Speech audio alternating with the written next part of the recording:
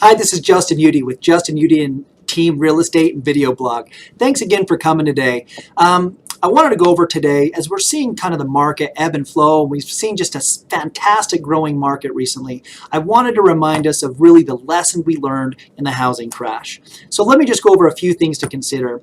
A lot of the people, the next generation that I found, where their families, their parents were affected by that crash, we're finding that those buyers are more responsible, they're more prepared, and they're trying to put more money down, which is such a positive feature.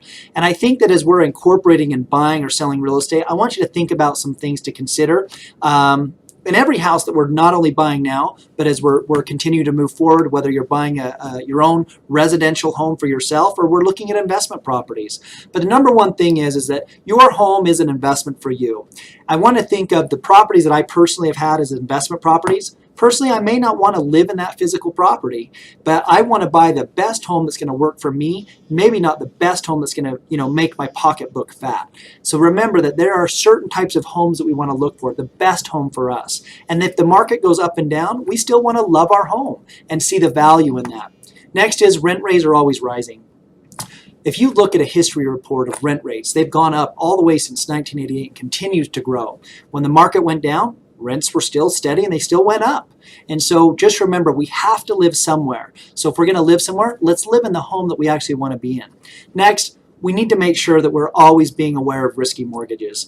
As the market expands, we find that more and more opportunities are available. We have to check the fine print for prepayment penalties, interest rates that are going to adjust, because frankly, in 2 to 3 to 5 years, we're going to be in a different position than we are now. If you're in older years, you're going to be in a different position than if you're not working. So we have to consider those as an option.